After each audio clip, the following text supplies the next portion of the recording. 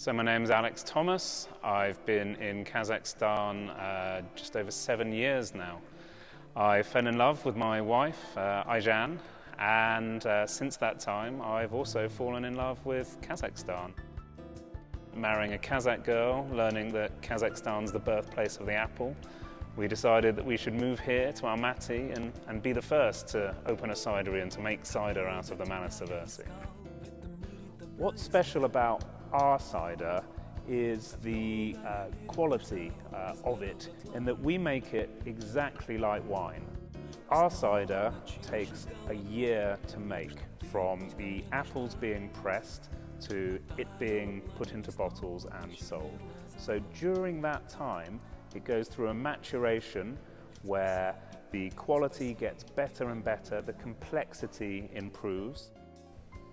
It's an artisanal product. It's apple wine.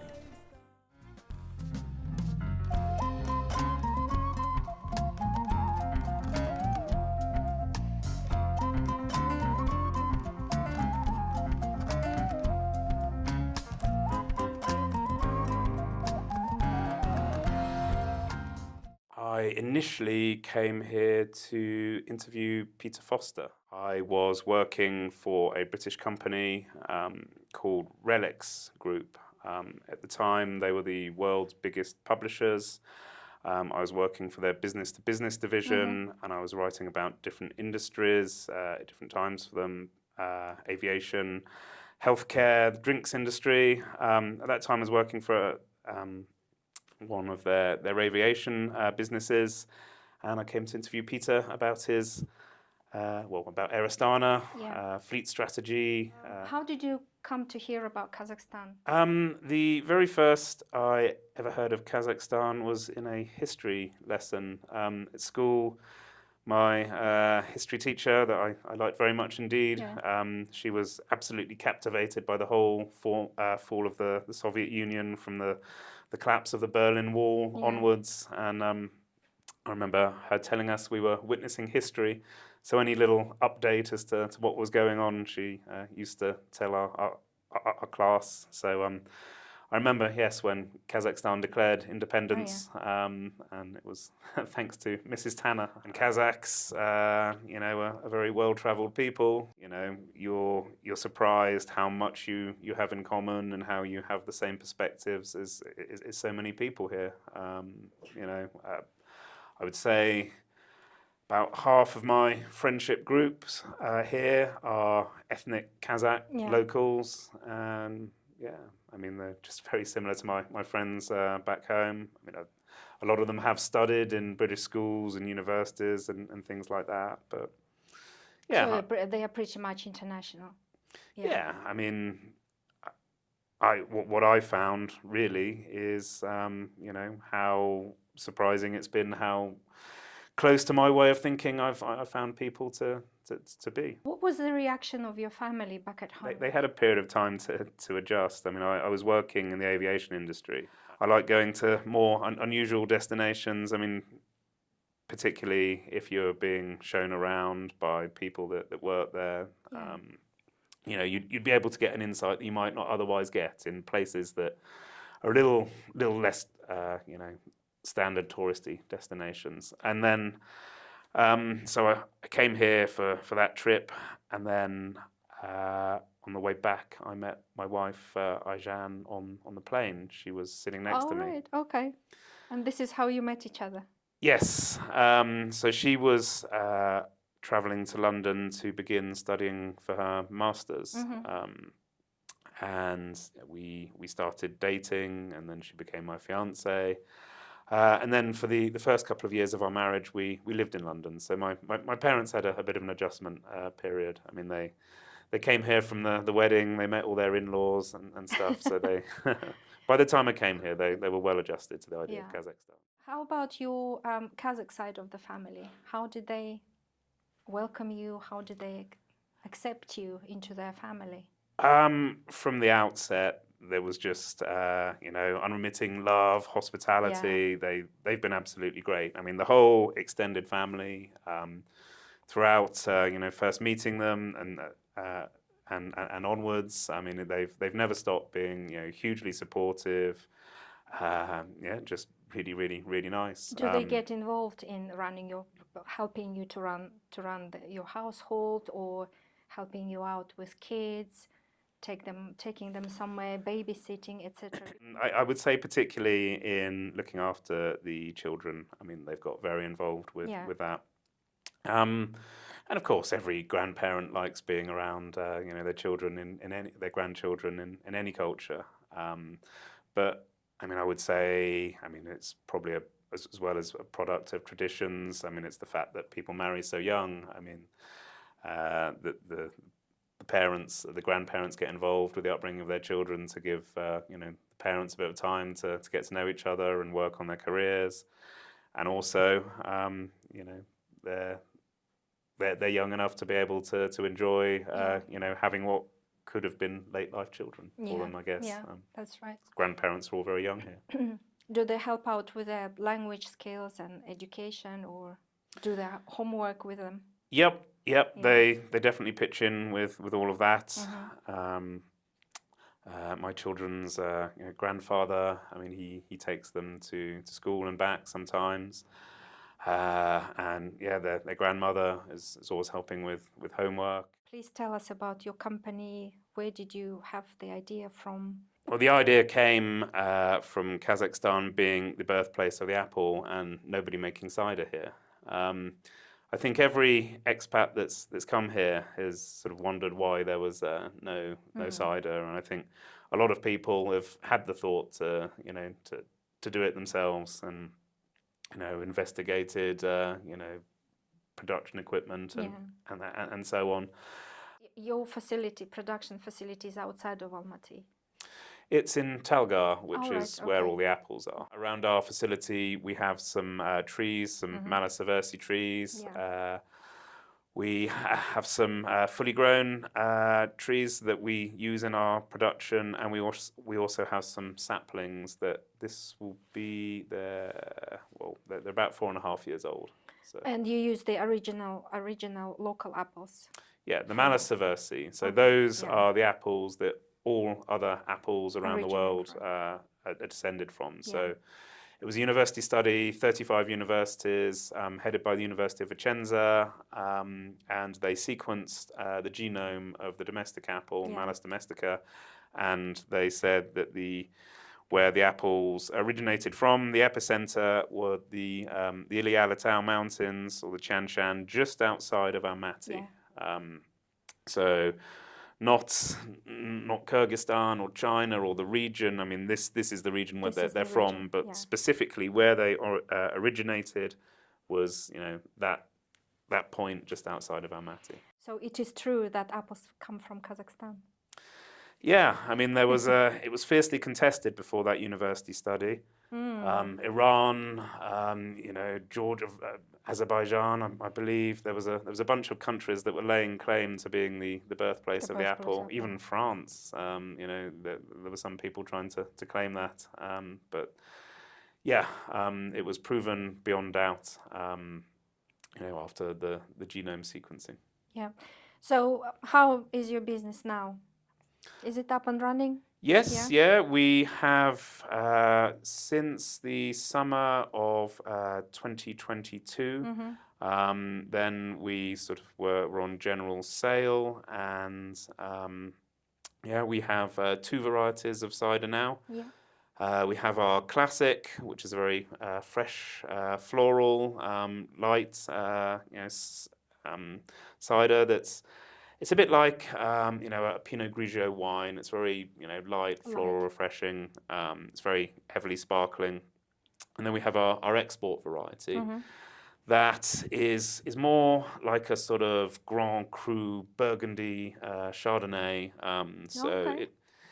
I've actually implemented a lot of those Burgundy production techniques into making it. So it's gone through 3 different types of fermentation. It's gone through a wild fermentation, a cultured fermentation, and a malolactic bacterial fermentation, which converts the malic acid to lactic acid, and that happens in oak barrels. So that's a very different cider. I mean, I don't know if you're familiar with Yeah. sort of some of those Grand Cru Burgundies, but they're very complex. They're almost like reds, Yeah. despite being white wines. So yeah, it's a very different type of cider to our classic one. But I've tried to keep a sort of I've tried to keep it sort of in the same style, so you can still recognise that it's Almaty cider, Yeah. but just in a different way. So there is a sort of similar taste to both, but one, as I said, is a nice drink with an aperitif. Yeah. You can drink a number of glasses of. The other one is very, very complex. You'll taste a lot of different things. And then we have a third variety that's going to come out soon, but that's still a little bit of a secret for the next couple of weeks. We won't ask you about the third one. So what would you recommend the Almaty cider to go with? Fruit, cheese? Cider is quite a versatile Yeah. drink. I mean, it goes with a lot of... As a nibble, what would you have your cider with? I mean, cheese in particular. I mean, Yeah. cheese and cider are two things just made to go with each other. Yeah. Marriage in heaven. Definitely. I mean, I think, I would say that. I'm a little bit partisan, of course, as a cider maker, but I would say that cider and cheese goes together even better than port and cheese. Oh, right. I think the creaminess, of the cider and the acidity, the creaminess of the cheese with the acidity of the cider tend to balance each other out. Yeah. There's a lot of complexity, in the cider, which, goes well, with quite an aged cheese. Yeah. But, you can pair cider with meat, Asian food it goes very well with, Chinese food, which can tend to be quite heavy at times. Yeah. The sort of light, crisper, refreshing Almaty Classic would go well with that. Curries, Yeah. people like eating it. A lot of different foods you can pair it with. Fish as well. So what was the feedback from your friends and family if they would compare Almaty cider with English cider, let's say cider from Kent?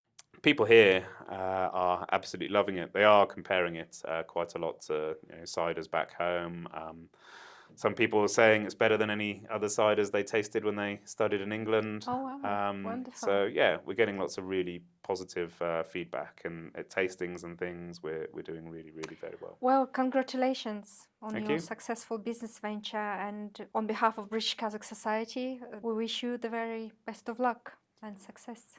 Thank in you very your much, Anna. pursuits. Yeah.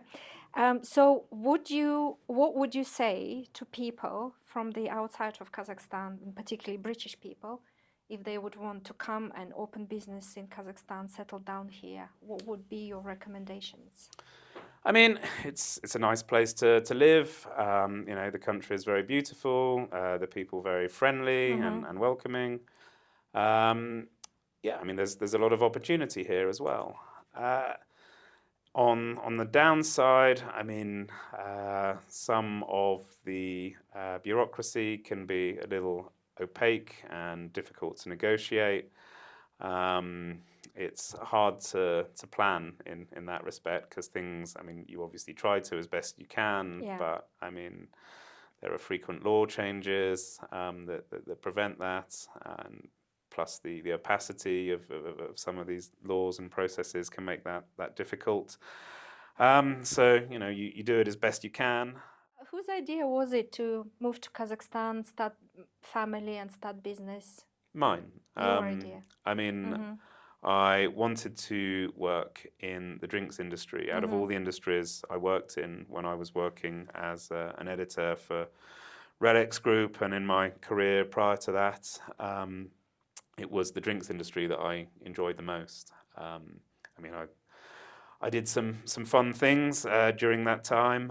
Went to some interesting places, but some of the things in France, like tasting Burgundy Grand Cru, from that year's vintage, by candlelight in the Hospice de Bonn under these oil paintings of the Dukes of Burgundy, that I think that was probably the most exciting thing I did, and I was always captivated by the drinks industry, and I wanted to do something either in France, where my mother's family are from, or in the UK. But hearing that there was no cider in the birthplace of the apple made me think that was what I was destined to do in the drinks industry. Wow, wonderful, wonderful, exciting. Any regrets? If you look back, would you say, "Oh, I wish I could have done something differently"? No. No, I don't think so. No. I mean, I don't think we have made any particularly large mistakes, and we've been quite cautious as we've moved along. I mean, the time scale, I wish it could have been shorter. I mean, I wish we could have got the product to market sooner. But I mean, I think that's Kazakhstan. We did the best we could. We tried to make the best decisions, the most informed decisions as we went along. Yeah. I don't think we've actually done anything hugely wrong. Well, it's good to hear. Good to know. So, how long have you been living in Kazakhstan now? So yeah, just about 9 years. 9 years. So, I bet you've attended many celebrations. Yeah. It is a well-known fact that Kazakh people love celebrating any occasion in their lives and turn it into a big banquet. Can you count how many banquets did you attend? Yeah, well, Kazakh toys. Yes, Kazakh toys. Yeah, probably approaching 3 figures. I'm guessing. I mean, from small birthday celebrations to things a bit more grandiose. Weddings, jubilees, that sort of thing. Can you give 3 distinctive characters of a Kazakh?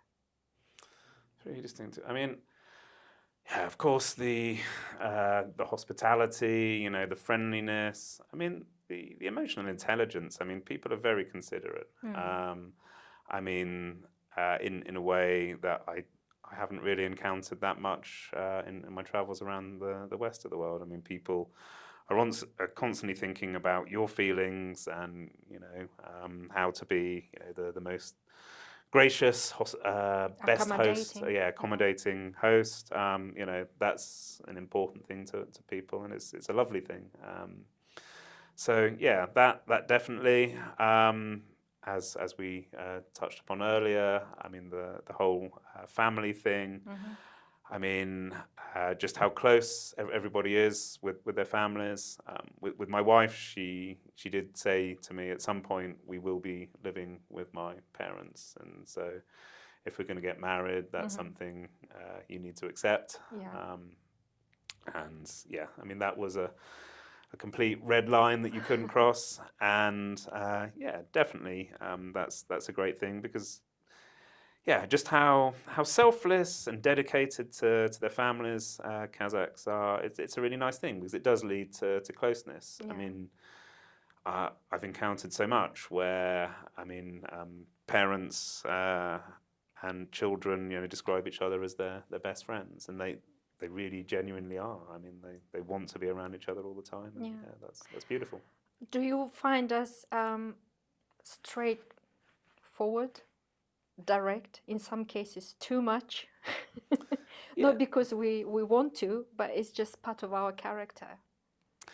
I mean, we don't beat around the bush. You're talking to somebody that grew up in Britain. I mean, so of course you know how indirect we are in comparison to other cultures. I mean, we never say what we mean. I mean, to say something is an interesting proposal. I mean, when you're saying that to someone, you mean that's quite mad. What on earth are you doing? And the other person, unless they're British as well, they'll come away from that thinking, oh, he thinks it's interesting.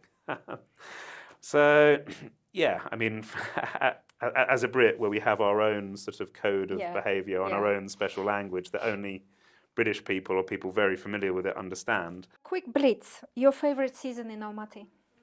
Summer, without a doubt. I mean, spring and autumn are beautiful. I mean, the changing of colours on the leaves is stunning, without a doubt. I mean, the promise that spring has of the upcoming summer, I mean, that's beautiful. Everybody enjoys spring, and summers here are fantastic. The weather's great. The terrace culture in the cafes, everybody's sitting outside till late. That's really fun. Mountains or the steppe? I mean, I do like the mountains. I'm not a big fan of winter. I have skied a little bit. Mm, I mean, the crowds tend to put me off. I mean, I like lying in on a weekend and relaxing and getting things done. I yeah. do like exercising, but battling through huge crowds of people isn't the most fun thing. So I haven't been skiing as often as I would have liked. Although having your own business, I mean, it does give you the opportunity to do things at times that not everybody else can.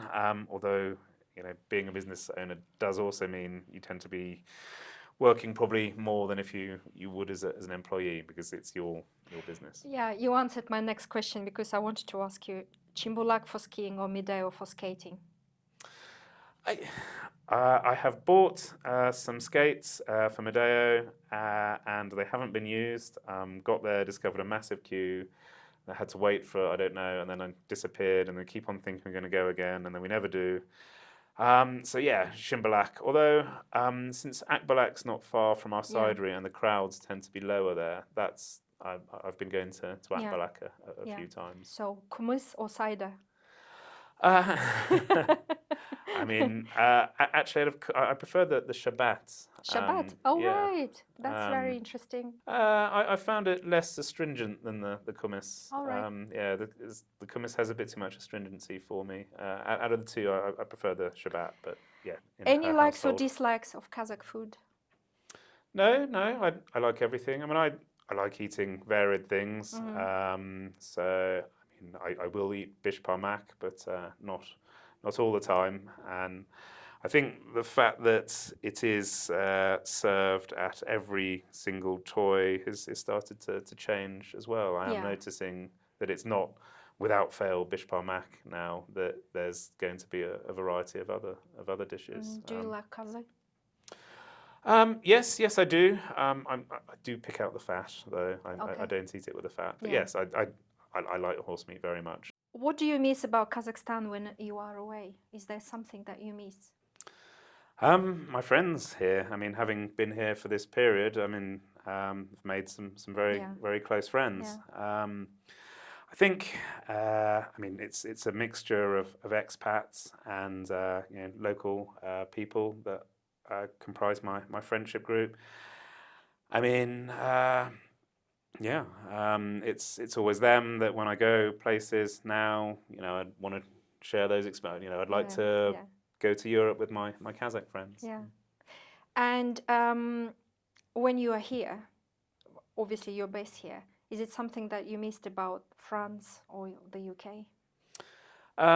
In the winter, I definitely miss the weather in the south of France. I mean, my mother's from Nice. Okay. And yeah, the weather's probably the nicest weather on earth. Yeah. Do you miss the sea?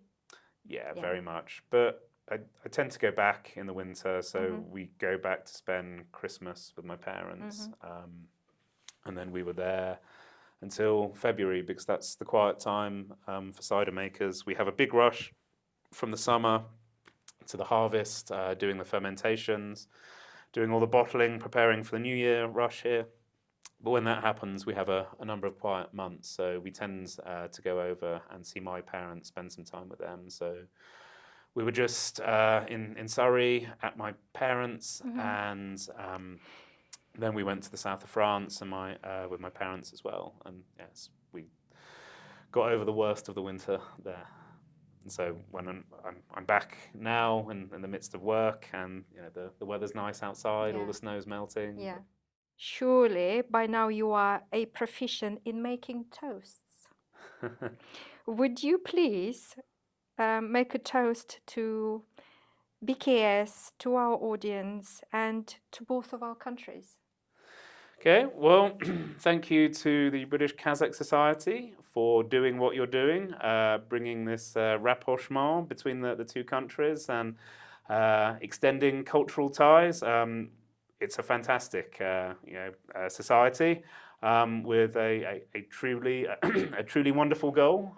Please continue what you're doing, and well, my best wishes for success.